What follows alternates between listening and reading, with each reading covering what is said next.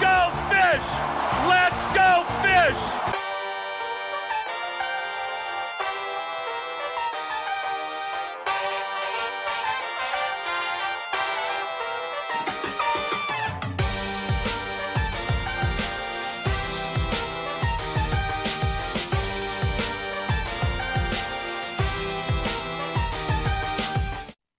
Fish on First Live, presented by LaPop. That is LAPOP. We are back for the second half of the season. The Baltimore Orioles face the Miami Marlins. The Marlins head over to the Camden Yards. And we have a pretty packed house here tonight. So, our usuals, we have Eli Sussman, Isaac Azut, Alex Carver, and then we have two special guests from the Marlins Network Instagram account. We have Peyton and Alfredo. What's up, guys? Thank you for hopping on. Thank you guys for having us. Alfredo, nice to see you, man. And I think we could start with the All-Star game. Just a quick recap of that. Obviously, we had Luis Arias, who went 2 for 2. I think he only saw 2 pitches, so he had an RBI, and Jorge Soler got on base due to an error. So, aside from their performances, Isaac, what do you think of the whole All-Star weekend? It was very nice. You know, I have my usual complaints now. I like the players wearing the jerseys of their own teams. I like them lining up all the baselines for the introductions, and neither of those things happened this year. But it was also a pretty cool experience to watch on TV, obviously. I thought the red carpet was kind of cool. And obviously to see your two All-Stars, Arias, just go up and have 2 singles and 2 pitches on 2 pitches.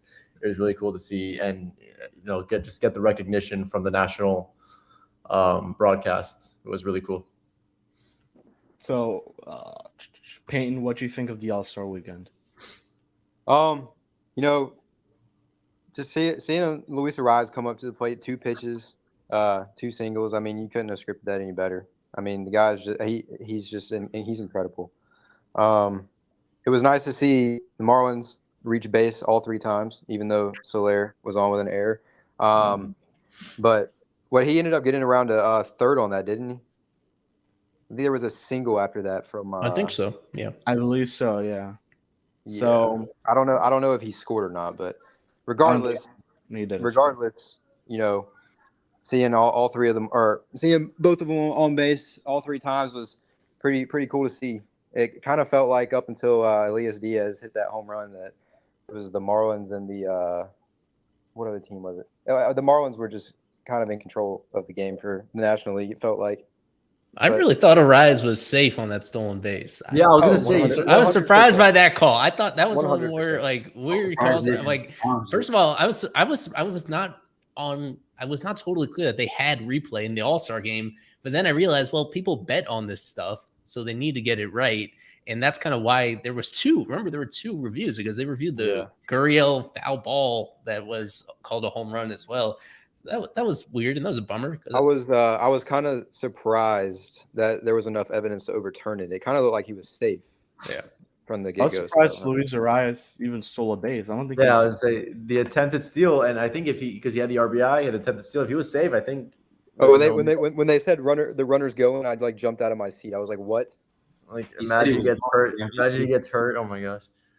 So I think we could move on. I would agree with Isaac's sentiment though about. This game is way different than it was when I was growing up. I also really like the old time feel where everybody wore their own jersey, represented their team, you know, and, you know, just wearing the jerseys now is a little bit meh to me, I would say.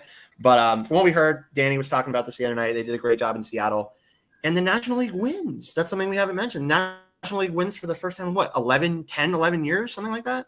10 plus 2020 because they didn't have it, right? So 11 years, right? So, yeah, and then, like you guys said, cool to see the Marlins kind of at the forefront making a difference in this game. And then hopeful Marlins trade target. Maybe we can get into that in a little bit. Elias Diaz with a home run. That was awesome. So, cool to see some current Marlins and maybe a future Marlin making a difference in this game. And last thing on the uniforms really quick. From obviously they have an agreement with Nike, so they have to use these. But they could still hypothetically use their own jerseys and have like just put gold on them or something, an all-star type tint on them. And do that, right? Nike, I'm sure, would be fine with that. Just make more money. It's all about making money here, more jerseys. That would be a new, different jersey, and it would still, you know, please guys like Carver and I. It's always been better. It's always been better when they're in their own jerseys. 100%. Yep. Mm-hmm. So I think now we could move on. So right now, Miami currently finds himself in the first wild card spot, over teams like the Diamondbacks and San Francisco Giants. Obviously, at this point, you can pretty much count out that they'll be winning that division, just how damn good the Braves are. Miami's facing the Orioles. Isaac, how do you see the playoff picture right now? Obviously, you still have teams like the Phillies and Milwaukee who are really in it, and I think this weekend will really tell what direction the Padres are going to go in. And the Marlins have the second best record in the entire National League. They have the fourth best record in the entire major leagues. And one of the teams that has a better record is the Baltimore Orioles. So I think this will be a very fun, competitive series. The Marlins got, a couple of their strong guys in Garrett and Sandy going. And we assume maybe Edward on – no, it couldn't be Edward on Sunday. No, we'll talk about that later. But that's a little further down. Yeah. But yeah, if Miami can just hold on to one of these wild card spots, it's going to be huge. I think realistically, you got to just focus on the wild card. I don't think you're going to catch the Braves. I don't think any team in Major League Baseball is going to catch the Braves. So realistically, you're going to have a really tough month of August ahead of you after this July, where you have like a little bit of a mixed bag of opponents. You got the Rockies, but you also got the Rays. So it's going to be an interesting July. And then August, things get really tough. So they could just stay afloat, stay at or even slightly below 500. They will sneak in. And it'll be a very big deal here in South Florida if they can do it. Yeah, in August, you have the Yankees, the Padres, the Dodgers, and I think the Padres again. I think you face them twice. I may be wrong on that one, but and you have the Astros too. So it's a very difficult month of August. But Alberto, how do you see the playoff race right now? And also, do you think this is sustainable, what Miami's doing right now? Do you think Miami could stick at this first wild spot or even slip as slow as that second one? Wait, were you talking to me? Yes. It's Alfredo.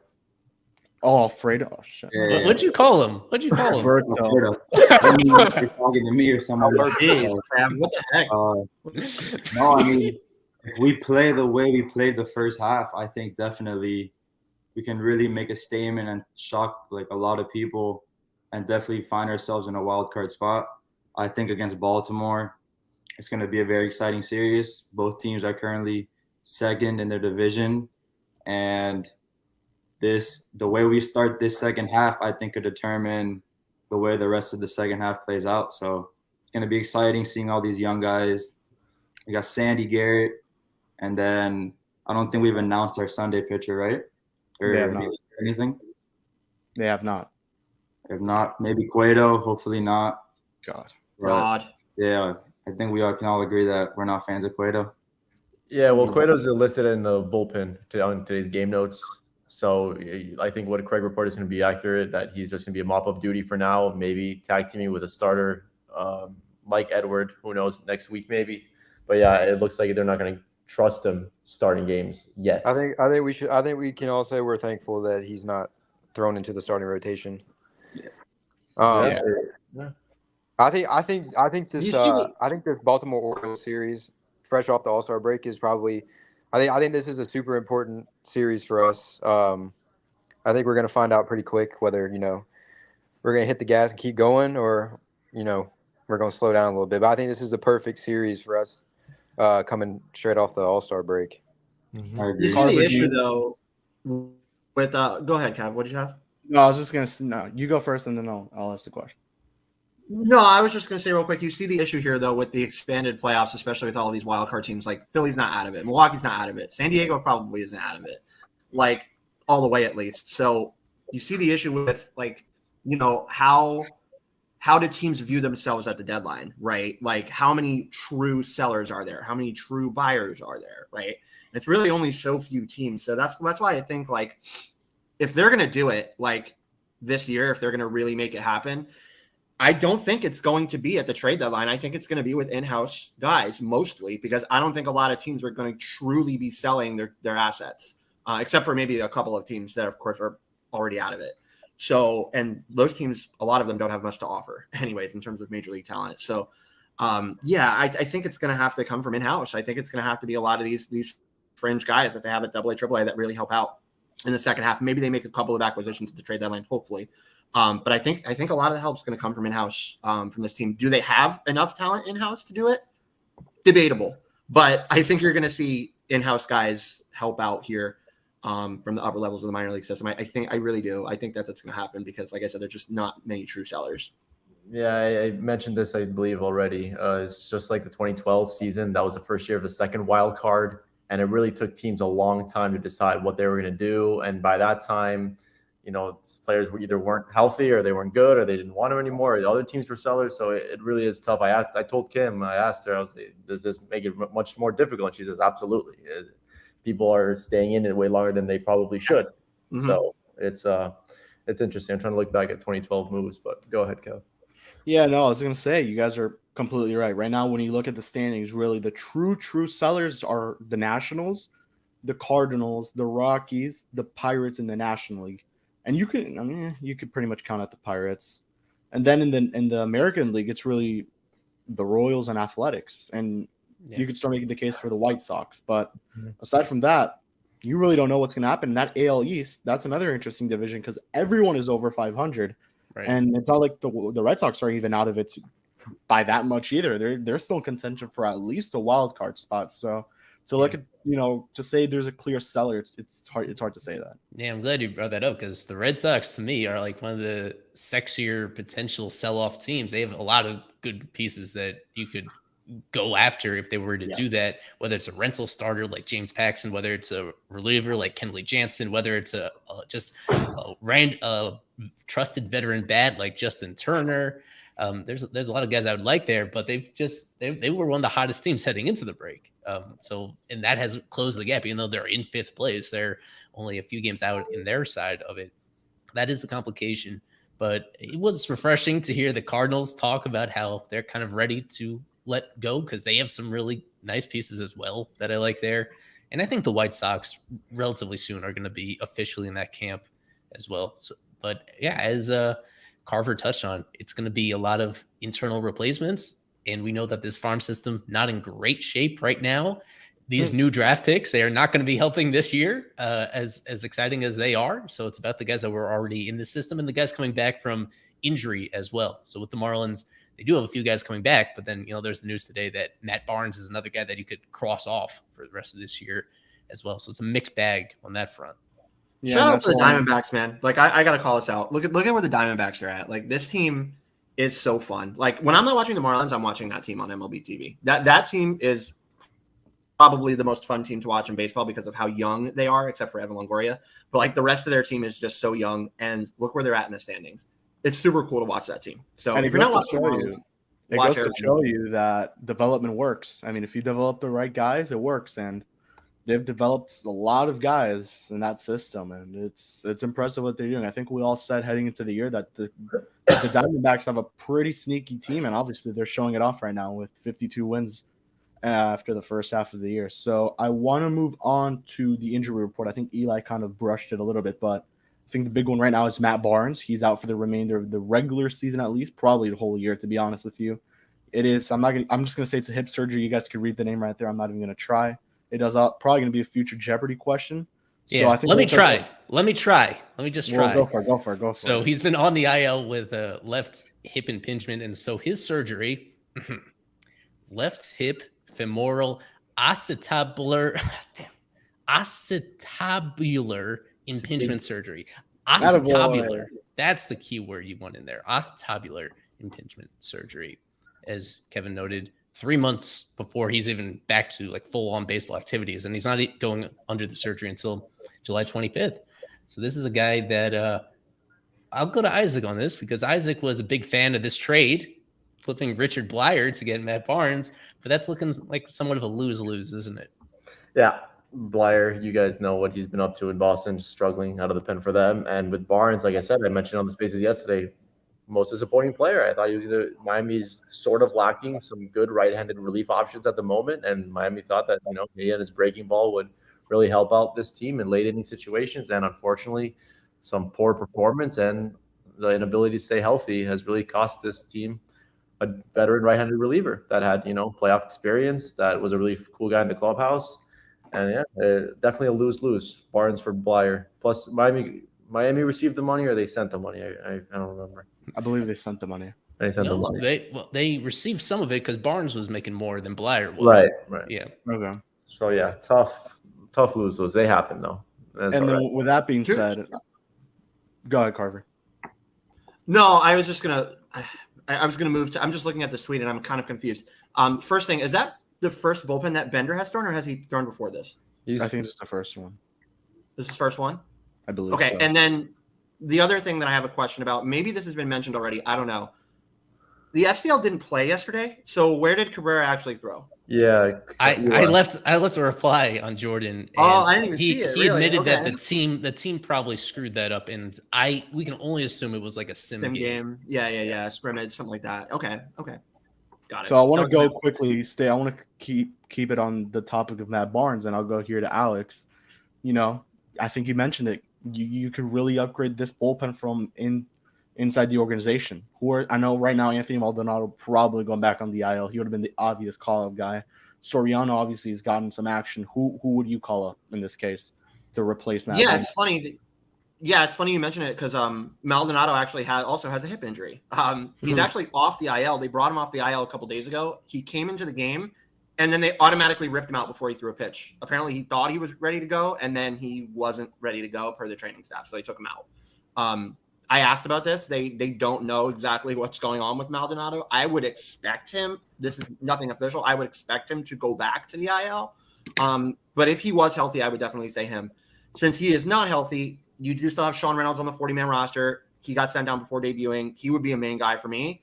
And then you could also look at other guys as well. But Reynolds would be the main one. Soriano's not here right now, is he either, right?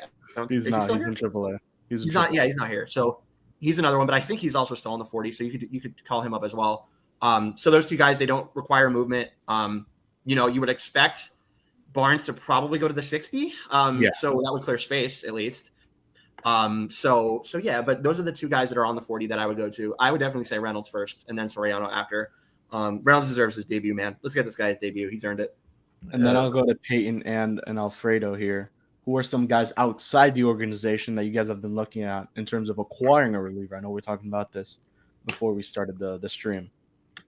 Alfredo, you got it. Go ahead. Some relievers. Honestly, haven't we had one of the strongest bullpens in the game so far? Didn't we? Wasn't that a stat? That we had one of the best bullpens in the NL. It's been good. The question is, guys like Andrew Nardi, as we see here, he's progressing. If he gets all the way back, and if everybody else stays healthy, they're in good shape. But you got to prepare, obviously, for something else going wrong, right? So to make a move, I would preferably target a batter, more like a third baseman or DH. Third base especially, because I don't know, are you guys fans of Gene Segura this year? What do you guys think? What are your thoughts on him? Oh, I mean, just let Carver talk for like 10 minutes about him. Yeah, no, we have a sound clip for that to sum up his thoughts about Gene Segura. I'll stay by it. He's absolutely cooked, done. His career is over. Okay. And you guys are talking Carver, over the last it's since mid-June. He's got a WRC plus of 122. He's walking 6% of the time. He is playing very well. He is hitting the ball hard. Talk about it in the clubhouse. Let's hear about the clubhouse. Go ahead. I don't care about that. I mean, he is also a good guy in the clubhouse. That is important. Look at this team is winning games because of the chemistry. He leads the league in double plays, doesn't he? I feel like he hasn't grounded into one in a while, but does he still lead the league? Dude, with Gene Segura, I feel like he, not all the time, but a lot of the times, some of his hits are coming in clutch moments. But other than that, it's just absolutely awful. His defense isn't even all that either. So yeah. No, I'll get to that later. What was that the last series before the break where he had that that dribbler down the third base line that he let go by him that ended up in a double or something like that? Yeah, I think a potential target third baseman was have the Cardinals made it clear? Have the Cardinals made it clear that Arenado is like not up for sale? Well, I just think that's so unlikely mainly because he's got to. Ultimately, it is up to Arenado. It is his choice because he's got a full no trade clause in there, so they can do all the negotiating they want. But it doesn't. It's like the Stanton situation where nothing gets done, and it doesn't get done to the team you'd prefer to unless Arenado is on board. I think the comments out there is that Arenado himself says. I think he told Bob Nightingale that he wasn't sure if he could be on the move, but that seems like an off-season move. They have so many other pieces they could trade right now that aren't quite as fundamental to their organization that I think I have a hard time seeing him going anywhere right now. And just I think we could just pull up really the quick trade. on Kevin, really quick on Gene. Since June 10th till the end of the first half, hitting 300, 750 OPS. He's back to his normal self in that month or so. Isaac, come on, please stop. And if he continues that the rest of the second half, that's exactly what they paid him for. So that's Isaac, take that. Guy who doesn't strike out. So the tarp is on the field in Baltimore. Oh, is it actually? Where is Segura? Where is Segura in terms of his WRC plus for the year? Well, I pulled it up here, and the reason I did is he's no longer last among the regulars. Okay. He's ahead of Tim Anderson. I bring that up because I think you guys at Marlins Network, you were pretty early on the Tim Anderson hype train, weren't you? Trade for Tim Anderson. I was early on it. His year's not going so great. What do you think about that now with how much he continues to struggle with the White Sox? I mean, I feel like we've seen what Tim Anderson can do. I don't know what's going on with him right now. I don't know if it's if he's actually, just having a bad season or if he actually is just wanting to get out of Chicago. I don't know what's going on with him. It's weird to see Tim Anderson having such a rough season so far. But if I'm being honest, I still feel like I would rather have Tim Anderson than Joey Wendell. And that's just me, but it gets a little better for Gene if you look at players with over 200 plate appearances. So it gets a little better because he's not the worst player on the Marlins. The worst player on the Marlins by WRC plus with at least 200 plate appearances is actually Nick Fortes.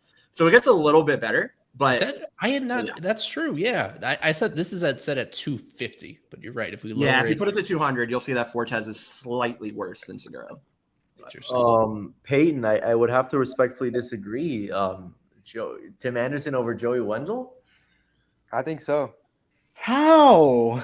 I think Joey Wendell has been. Tim Anderson sucks at defense, bro. Since going on the Fish Unfiltered podcast, Joey Wendell has turned into quite the little hitter. I don't know. It might just be. Speaking of the old Tim Anderson, the new Tim Anderson, I don't think would be a good fit for this team, honestly. You guys are such Gene Segura haters. Tim Anderson is objectively worse than Gene Segura. He is worse. Somehow he is worse. And he's got worse defense even. And I got a question for you guys. If Tim Anderson comes to the Marlins, he's hitting his first home run first game. My question is, what are your guys' thoughts on Jamir Calendario from the Nationals? I think he could be a Candelario, yes. I feel like every time he plays us, he always goes off. Every single game, every time. I think the emergence of Dane Myers has really affected that because I think worst case if Segura's struggles do come back, which Carver seems to think they will, I think they could put him at third base when Jazz comes back, so that we have Jazz back in center because they want to play Dane Myers. He looks so freaking good in all ways. So I think they could put him at third base, and you don't really need Candelario. So I think what they really need to focus on is catcher. That's the one position they have to improve. I think everything else is second, but they have to improve catcher. I think. So what happens if the Marlins played the Phillies every single game? Gene Segura would be just fine. He plays so good against the Phillies. I'll stand by what I said a couple months ago. That guy, he showed literally nothing. So the last thing I want to. The last thing. There's no room. Go ahead, Carter. Real quick, Kev, very last thing. There is no room on this player for another Gene Segura. And as Isaac said, this guy is worse than Gene Segura. I don't understand why his name keeps getting thrown around on Twitter. We were talking about this today. Like, why do people want him? Like, why do people want that player on the Marlins? I don't understand it. That guy, he's having the worst year of his career. It's literally another Gene Segura. So I don't understand what the value is in him. I guess people are saying, "Oh, change of scenery will fix him." Come on, stop! Like the guy has a -2 WAR, and this team wants to win games. Come on, stop! Like that name needs to go. What's Gene Segura's WAR right now? Not good. I'll check though. Pretty sure it's -1. I think if you could get Tim Anderson for nothing, right? Like which you can't, but if you could get him for very limited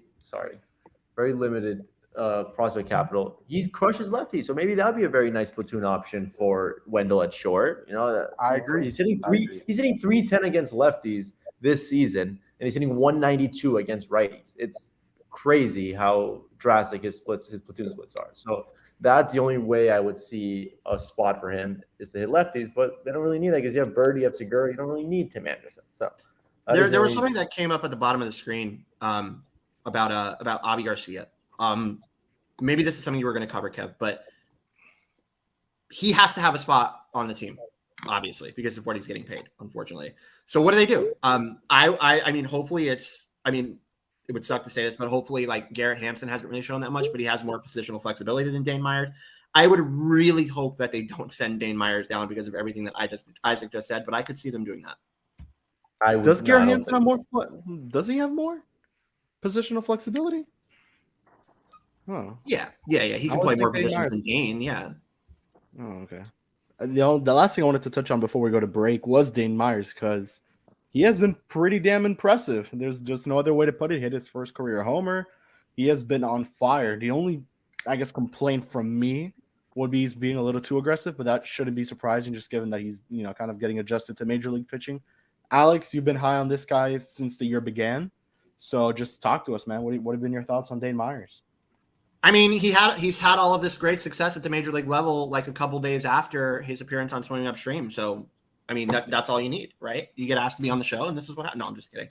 But anyways, yeah, you're right. This guy's been really good so far. You expect the strikeout rate to go up slightly when you get your first major league call up. He really hasn't let the moment get too ahead of him. Really hasn't shown too many nerves. I mean, I know you guys say like every time he gets on the field, he's like, "Oh my God, I can't believe I'm here." I think that's just him being humble. But I think that he's handled major league pitching just fine. A great progression from what he was doing at AAA. And I think this guy has more in the tank. I think this guy's going to be even better as time goes on, as long as he gets the full shot. So I really like what this guy's doing so far. It's great exit velocities. He just takes what he can get. It's clear hits every time. He's not getting lucky. Not really looking into really anything at all. Seen him mostly in the outfield. He's handled it fine. And again, you look at this guy and it's so easy to forget that he's only been playing positionally full-time for 2 years. So it's a great story, man. Like Sean Reynolds on the opposite end of things has only been pitching for 2 years, and he got his major league call up, and I think he will be back. So just these unheralded stories and really fun baseball stories that we've talked about before is the main thing to look at Dane Myers and really be proud of what he's doing. And I know he's proud of himself as well, and he should be. So it's awesome, and I hope he stays around. I really hope when Avi comes back, it's not him. I hope it's Hampton or somebody else. But yeah, this guy deserves to be here. He's showing it. It's awesome. Let me ask y'all this. So, say Dane Myers, he plays out, and he's like our solidified new center fielder. What do we do with Jazz? Dane Myers is not a good center fielder. No offense. Yeah. He's been playing well, which is surprising, but I don't think he sticks at center. You don't think he sticks? I think his best case would be first base. First base? Yeah. I think corner outfield, if it's the outfield. I can see him corner outfield. And I see first base, third base, DH. You're losing a lot of guys next season in Cooper, in Soler, in Hewley. There's space for him playing that first base, DH, maybe corner outfield position. There'll be room for him. But yeah, that's the thing when we spoke to, where he feels most comfortable is first and third. So yeah, I was going to say when he spoke to us, we asked him the question. He was like, "Yeah, I feel most comfortable at first and third, but I want to be good everywhere." So he's working on it. He's really only played center field because they've had nobody else to do it. So he really got pushed into doing it because they don't have anybody else right now. So when everybody's back, everybody's healthy, Jazz is back, like you guys said. This guy's not going to be a center fielder. He's looked okay doing it, but that just speaks to his athleticism and versatility. I think he can do it in a pinch, but he's definitely not a long-term center fielder. Probably third or first base, like Kevin said, is probably where he's going to be best. And not to single out one play, but I mean, he had the chance to, I think it was Rod the homer. I was just about to say that. That still stings. That stings, man.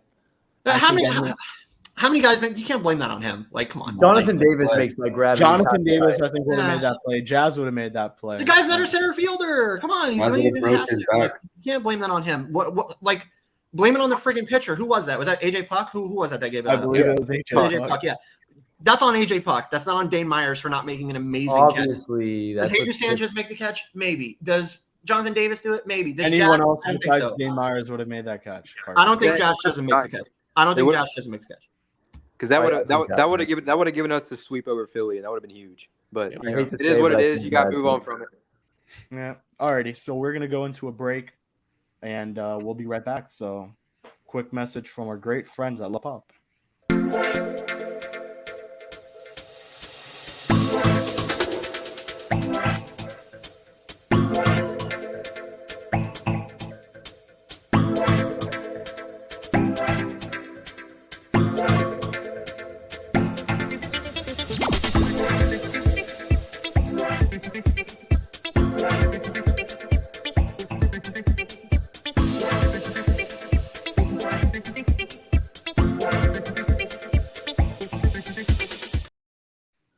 All right, we are back, Fish on First Live, and it is time to preview what we are here to talk about. The Baltimore Orioles versus the Miami Marlins. The Orioles are winners of 5 straight before entering the All-Star break. They split against the Yankees and they swept the Minnesota Twins in pretty convincing fashion, to say the least. They scored 14 runs against the Yankees in one game, 15 against the Twins. This has been one of the most fun teams in Major League Baseball. We spoke about the Diamondbacks as being a fun team. The Orioles are on the same stratosphere there, I would say. And just looking at their players is just Isaac preview a little bit about the Baltimore Orioles. Isaac. The Baltimore Orioles, like I mentioned earlier, are one of the few teams with a better record than the Miami Marlins. This is such a fun team. This is my favorite team other than, the ones that we covered. But man, you got one of the best, if not the best catcher in baseball. You got Gunnar Henderson, who's finally starting to put it together this year. I think he's going to be one of the best infielders in the American League for a while. It's just a tough lineup, especially for Sandy to face. They can stack their lefties. They got some switch hitters in Santander and Adley. It's going to be a tough matchup for Sandy, in my opinion, but it's a very fun ball club. They go up against Dean Kramer tonight. I think if they're going to win a game, it's got to be tonight. It's going to be tough, like I said, with Sandy, but this is a very important game 1 for them. If there's something Miami has on this team, though, and I will say it's the pitching. Baltimore's not been too strong with their pitching, although their rotation has been good. But when you look at you compare rotations, Miami's is better. But Alfredo, what are you seeing from the Orioles here that kind of stands out to you? To agree with Isaac, I think this is one of the most exciting teams, considering the fact that they're all young. I think they have a bunch of sleeper guys. For example, a guy like Austin Hayes isn't talked about. Look at him; he's batting over 314, which is crazy. You have explosive guys like Gunnar and Adley, definitely. I think this is his real test to really bounce back to the way he played last year. I think hopefully we can get that old Sandy, because if we really want to make a playoff run, in my opinion, Sandy's got to bounce back to his original self. And I think it'll be fun. If we can win this series, man, this is they'll give us a real chance. You never know. It'll be exciting to watch. A quick reminder that if you don't have the lead late in the game, you're not going to win the game. They have some of the 2 most dominant late inning relievers in all of baseball. You saw them in the All-Star game. Well, you saw, I think they both pitched. I don't remember, but you got They both pitched. Just Felix Bautista. Felix Bautista. You give up the homer to Elias Diaz. It's like having 2 prime Edwin Diaz's in your bullpen. It's ridiculous. It's 100-mile-an-hour sinkers. It's splitters that just drop off the table. It's very tough. So you better have the lead going into the 7th, 8th, and 9th. Well, it's a good thing Marlins play better with 1 run. So yeah. What do you guys think an Adley extension? What do you think that looks like? Well, just very quickly to make sure everybody's on the same page, Tarp is on the field as of this moment, so likely going to start the first game in a delay. We'll see how that complicates things. Yeah, Adley is pretty special, pretty ridiculous. You saw last year. Like last year, he was, as a rookie, he was about as valuable as any catcher on a per game basis, and it's more the same this year. We saw him at the home run derby, put on a show. You don't think of him as a power first guy, and yet he was hitting bombs from both sides of the plate. That was pretty special to see him doing it out there, and by all accounts, just a great A+ makeup guy as well. People love being around him. He works well with their pitchers. Coming into the season, the reason why the Orioles were not like widely considered a playoff team is because their rotation looked like dog crap. they didn't do much of anything to improve it. Like their big offseason move on the pitching front was Kyle Gibson, who was like famous for being the number 5 starter on the Phillies every year. They got Kyle Gibson. They traded for Cole Irvin, who has been even worse than they could have thought. And then Grayson Rodriguez, the one guy they were really like counting on being great from their own system, he's been somewhat of a dud this year in his big league time. And yet their rotation has been not good, but it's been like serviceable. It's allowed them to go on this run. And I think a lot of credit has to go to Adley, who plays about as many games as any catcher in baseball. Just not every single day, but pretty close to it. And when he's not catching, he's in the lineup as a DH. So that's a special guy to build around. That I imagine he's going to set a new bar for catcher contracts when the time comes for him. Switch hitting catchers, it's like you don't see it very often. And he's good for both sides of the plate. This guy's really good. So I miss Jorge Posada. I don't think that's hyperbole. I think that's a kind of fair comp, except even better defensively than Posada was. Yeah. I think that's an interesting comp to bring up that I hadn't thought of. So it's just fun for the Orioles, man. No, I was just going to say real quick, Kev, it's just fun for this team. They've been building it internally for a long time with these young players. And to see it come to fruition, this is what a team that, yes, it takes a while to do a complete rebuild. They started this a long time ago, but it can happen if you have the right people in place. So if you're going to build a team from within, yes, it takes a while, but this is a great way to do it. And you see it paying off this year for the Orioles. This is how you would hope that the Marlins can develop internally in the future. Yeah, they took the step that I thought that last year that the Tigers would take. I really thought the Tigers were going to take a big step last year or even this year, and they just haven't done it either. The Orioles know how to do it. So going to the lineups, I want to see Peyton, just what stands out to you for the Baltimore side. Man, their lineup is just they're so competitive. I've watched them play a good bit this year. You know, I really like Jordan Westburg. Even though you know, he's hitting, what is he hitting, 9th there tonight? He's hitting 9th. He's hitting 9th. Yeah, that guy's a stud. But I mean, from top to bottom, it seems like, you know, Gunnar Henderson, Adley Rutschman, Sansa. I mean, they're so competitive, and it's gonna be hard. I think tonight. I think Sandy. I don't know. I want Sandy to be good tonight, but it's kind of hard to. After watching, you know, the first half, it's hard to believe that he's going to against a team like this. But you know, we'll see. I mean, they're stacked. They're stacked. I want to give a shout out to Aaron Hicks, by the way, because since coming to Baltimore, this guy has been raking 263, 373, 495, 868 with an OPS. Yankee fans are pissed. Yep.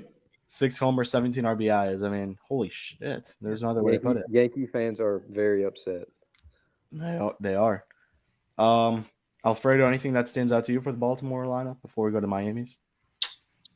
Just building off what Peyton said, just a very fun young team. I think Santander's having a pretty good year for the team, but what really stood out to me was Austin Hayes. Like I said, very underrated guy. He's having a really good year. It's not talked about. And then we all know how dangerous Gunnar Henderson can be, especially in that leadoff. So it'll be fun to see. Hopefully we can start the game, get an early lead, and hopefully Sandy can give us at least 6-7 innings. I think it'll be a fun game to watch. If that guy fixes the strikeouts, Gunnar Henderson, if he fixes the strikeouts, like look at his Baseball Savant page. It's literally the only thing that's in the blue is the strikeout numbers. Like he would legitimately be one of the best players in baseball. That guy's really good. And another guy that developed from within. Amazing. Like just seeing what they do up and down this lineup internally. Santander, Rutschman, Gunnar Henderson, Austin Hayes. They're all internal guys, every single one of them. So it's amazing. And like I said before, this is the model that you would want the Marlins to follow for internal development. Then going to the Marlins side, surprisingly, I believe the Marlins have more red this time than the other team. This may be the first time in a while that we've seen that one, but Isaac, just take us through I think this is starting to become the casual Marlins lineup. Yeah, I was about to say, the first time in a very long time since you had that, you know, all-star outfield that you have a set 1 through 5. Skip has not gone away from Arise, Soler, DLC, Sanchi, and Coop. That is the 1 through 5. That is the 1 through 5 that I think should stick. I assume when Jazz comes back, maybe they'll experiment him in 4th spot again. But yeah, look at all that red for Arise. Obviously, expected batting average and expected WOBA, Soler, Sanchi, DLC. It's a pretty good 1 through 4, 1 through 5 when Cooper's hitting as well. So no surprises in this lineup. Stallings catches Sandy, of course. Dane Myers getting the start in center field. No surprises, and it's good. Things are going well when there's no surprises in the lineup every single day. It's nice to see too, because it's not only that it's the same lineup; it's that it's producing. That 1 through 5 is really producing. When I think I saw last week when I was there for a good amount, and man, that 1 through 5 would just get on base. You had a Rise followed by a Soler. That 1-2 punches really worked well. And then if that doesn't work, you also have Brian De La Cruz and Jesus Sanchez who have been on a pretty good streak. So it's working. And then you have Joe Wendell to the bottom there, Dane Myers. What do you think should be hitting over Stallings? But whatever. I was going to say, go ahead. I want to see Myers hit like in this lineup. I would like to see him hit after Garrett Cooper. Again, that leaves the bottom to be kind of a black hole with 7, 8, 9. But still, I mean, I guess that's kind of what Skip's trying to stay away from. But want Dane to turn it over. He's been good. Doesn't have a ton of experience yet, but still, he's earning his way to hit a little bit higher in these lineups. He's been 9th mostly, I think. So I think he should get the chance to hit a bit higher in this lineup to see what he can do in the spots to drive in runs, right? So, yeah, get guys on base for him and see what he can do. Unfortunately, with the guys that are ahead of him right now, Segura and Stallings, I should say, getting guys on base isn't their strongest suit. So, or getting on base isn't their strongest suit, I should say. So I want to see Dan get higher in the lineup here in the next coming days.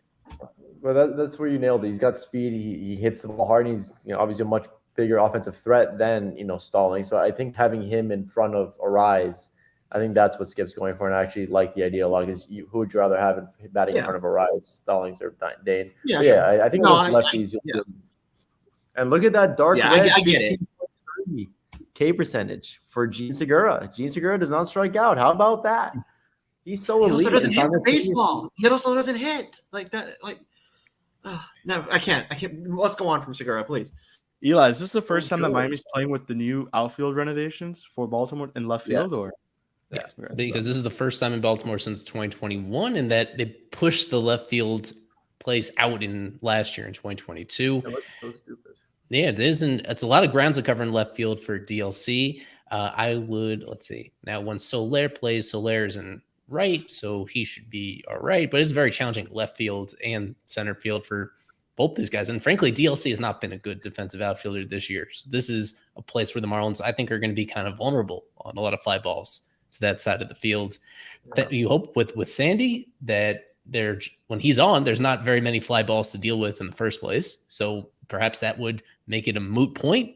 On Saturday, we get Braxton Garrett, but then on Sunday, my expectation is that's Brian Hoeing's day, and they haven't announced the starter because it's going to be more of a bullpen day. Like maybe Hoeing starts, maybe he comes in after an opener.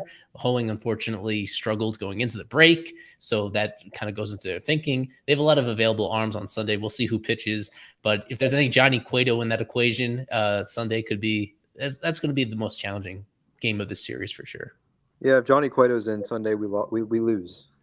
Oh, yeah. Well, he's not going to be starting. The question is, if he's coming out of the pen at some point. Regardless if he's in the game, we lose. Right. Yeah. Yeah, people know how I feel about Cueto, how pessimistic I am about what he does on this team. I mean, did the guy have one good rehab start? No. Nope. Not one. Not one.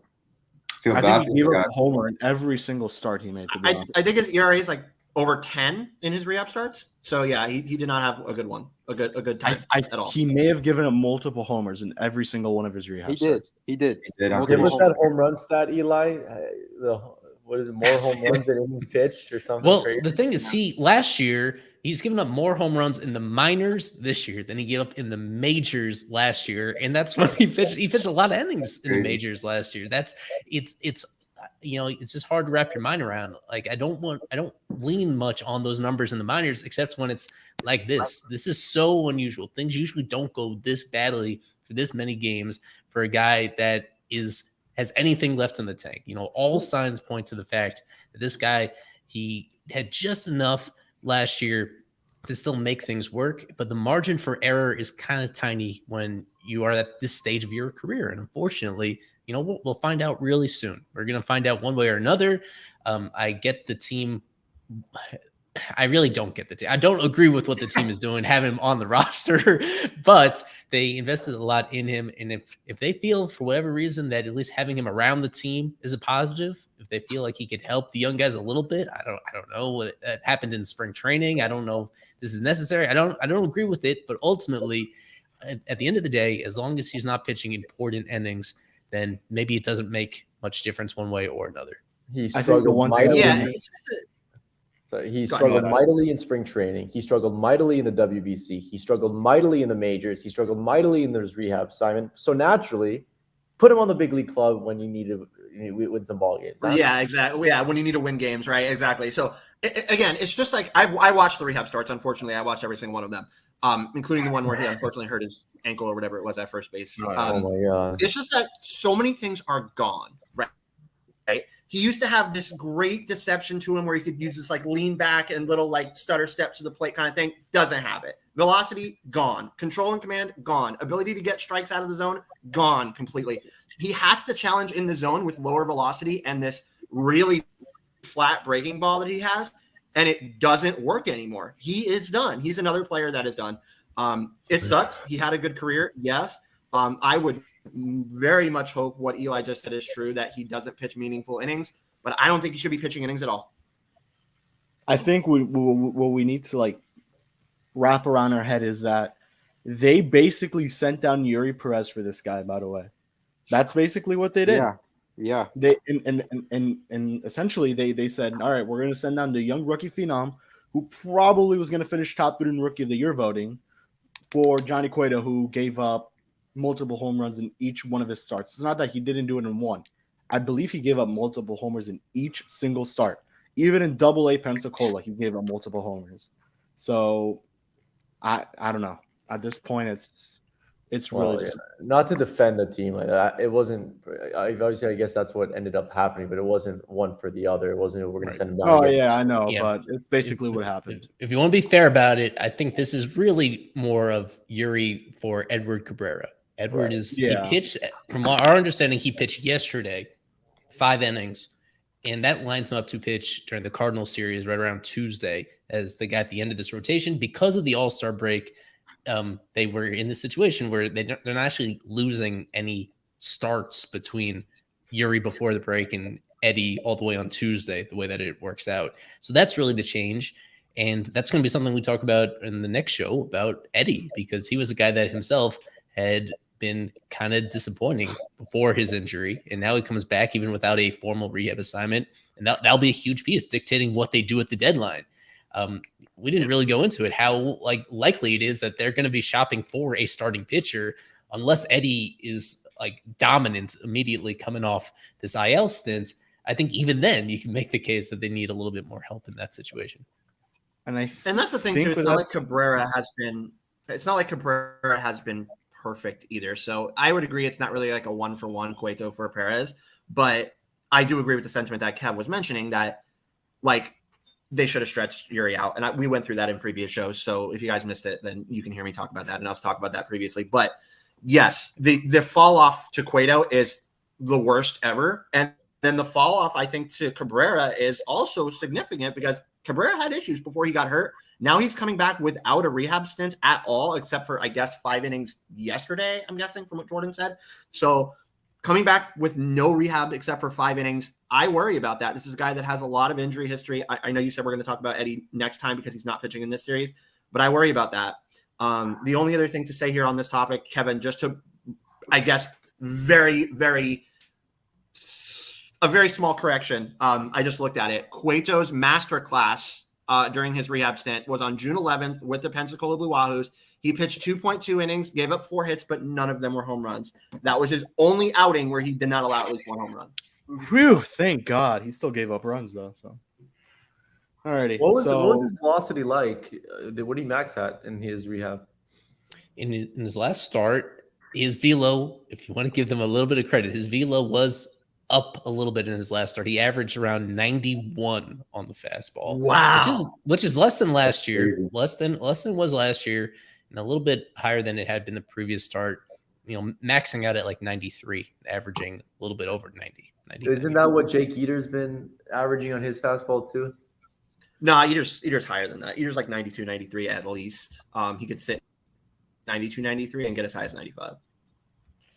All right. Well, I think we could go into predictions now, Eli. I want to give people an opportunity to enter this giveaway that we're doing on Twitter. There's been a lot of people entering this. I was surprised at the kind of response we're getting to this.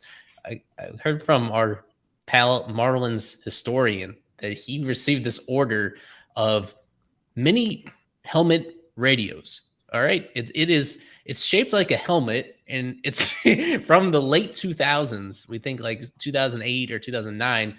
And it's more just a collectible, but it actually works if you want to use it on the radio. So this is up on our Twitter feed that if you just follow Marlins history and you just quote tweet it with a random player that was on the 97 World Series team or the 03 World Series team, we're going to pick a random winner from that to win one of these mini helmet radios. Collectible that I did not think I needed in my life. And I don't need it. If I did need it, I would have kept it for myself. But instead of giving it away to somebody that enters it on our Twitter account there. And aside from that, always a reminder for people, if they want to support what we do, they can become a super subscriber. You could just hop on over to fishonfirst.com for as little as $3 a month. That's what allows you to take part in prediction time, among many other perks. I would suggest doing it. It's only $3. That's why I didn't read that, Kevin. You quote tweeted it too. You're trying to win it also? Of course. Why not? I think he's just spreading awareness. He's just making sure that people on his timeline see it as well. Yeah. I'll retweet it for you. Yeah. All right. With that being said, I think we could go into prediction time. So, cue the video. This is prediction time. It's time. All right. So we were close to the first pitch, but the game has officially been put into a rain delay. So with that being said, we could chill on our pitch. We chill, can take our time if we want to. But yeah, from our super subscribers, this is what they're feeling. It's kind of middle split between the Orioles and the Marlins winning this. Only one to pick a sweep one way or another. They think it's going to be a closely contested series. A lot of Adley love in the MVP picks. Do I have the leaderboard up here somewhere? Let me see if I can find the leaderboard to this point in the season. I have plummeted so much in that leaderboard. Yeah, I know that Grant is our top guy in terms of, I think this is updated, with Romeo and William Garcia tied on top of it to this point in the season. Grant's our best staffer there. And then me and Isaac pretty far down there. And Carver just barely sneaking onto the radar. Just barely. He fits above the screenshot in there at this point in the season. All right, so I'll let Eli put the music, set the TikTok thing, and with that being said, we'll get it going with Isaac. You'll go first. I go first? Once I get the music going. There we go. I'll put him solo layout. I like this music. All right, I'm going to agree. I don't know what I'm saying. I say that the Orioles are going to take 2 out of 3, and I think Jordan Westburg is going to not only win MVP, he's going to hit his first career home run. I don't know how to make Carver big. Oh god. I can make it big. I could do it. Yeah, I got Carver. I got Carver. There he goes. Orioles get 2 of 3, and the man with a 156 WRC plus from the start of last month, that is Gunnar Henderson, gets the MVP. Head over to our guest now. Peyton, how many Marlins wins? Who's your MVP? I'm going Marlins win 2 out of 3. Dane Myers homers twice as my MVP. Let's go. Alfredo, same to you. I'm going Marlins 2 out of 3, and I'm going to go with a rise to an MVP, and my prediction is that he gets his average back up to 390. I think it's very possible. I'll do myself right here. You know me. I've been picking against the Marlins every series for like a month now, and they've been winning almost all those series. So I will keep the magic going, do it again. I have the Orioles winning 2 out of 3, and I'll give MVP to Anthony Santander, having a career year in what's been a pretty good career to this point. Take us home, Kevin, with your predictions. I will go with the Orioles taking 2 out of 3, and I'll go with the very safe pick. I'll go Adley Rutschman wins the MVP. Woohoo! Well, how do you put me back? All right. So we're 5 minutes in. Any last comments from anyone here before we, I guess, wrap up early in this case? Nope. Just if you listen to the Kim Ing segment on the Andy Slater show, obviously expect to be back in 10 days, 2 weeks ish. And I'm curious how that's going to impact playing time for the Marlins Dominican Bash Bros, Sanchez and DLC. So that's something to keep an eye out. Jazz should be returning maybe a week or two after Avi does. So there's going to be a little clutter in the outfield and infield. Maybe they're forced to put Jazz back in the infield, but I don't think they want. We'll see what they do. So that's just something to keep in mind. Another thing to call out really quick at the minor league level, Kevin, tonight, the first game for the Pensacola Blue Wahoos back to the regular baseball. And they have Patrick Monteverde on the mound. So how much did the baseball do for Patrick? Did it do anything? Is he going to be the same guy? That's a game to follow tonight at the minor league level. So pay attention to Patrick and the Wahoos tonight and going forward in the second half as well. Yeah, I think a lot of pro scouts are also. What was that? You found the confetti in there? I don't know what that was. We need to celebrate. No more sticky baseballs. Oh, okay. Yeah. Well, I think a lot of pro scouts are going to be following that Monteverde start closely as well, as we've heard him being a pretty logical trade candidate for this team that would have probably more value to teams that have less urgency to win right now. But how his performance is going to have with this regular ball is going to have maybe a little sway on exactly how much other teams are trusting him moving forward. And for the ones who want to know more about Alfredo and Peyton, what do you guys do on Instagram? Just now's your time to shine. Maybe just content, just pouring out content.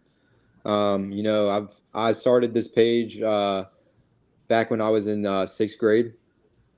I'm now going into my junior year of college. Wow.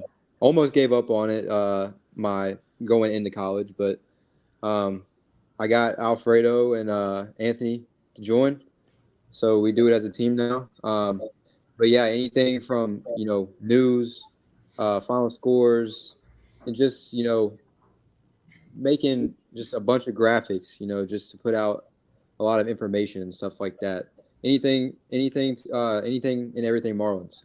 So if you guys, anybody who's watching, if you haven't followed, come on over and follow. Highly suggest you to follow Marlins Network. I think I follow them on Instagram. I think all of us do. And great source for Marlins, just breaking news, anything you guys need. So if you haven't done it, it's right there. So and to the viewers, I got one thing for the viewers. If you feel free to DM us, ask us any questions. We're always active on the account. We're trying to always engage with our fans, and we're willing to answer any questions you guys have. For sure. Absolutely. All righty. Carver, anything on your end? No. Some cool stuff up on the site. On Fish on First. Check out Kevin's article that was printed a couple of days, I think yesterday, right? And then I had another one as well about call-ups that we could see happen here in the second half from the minor league level. So check that stuff out. And, of course, always check out Fish on First. Become a super subscriber. And check out Marlins Network. They do a great job on Instagram. Better job than me on Instagram. They definitely have the graphic design thing down pretty well. So, yeah, check everybody out. Appreciate it, man. Yeah, of course. Check everybody out. Check out the site. Become a super subscriber. And, of course, go follow these boys. They do a great job.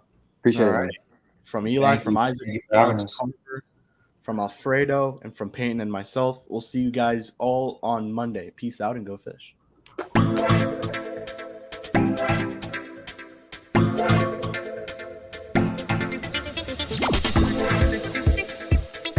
Thank you.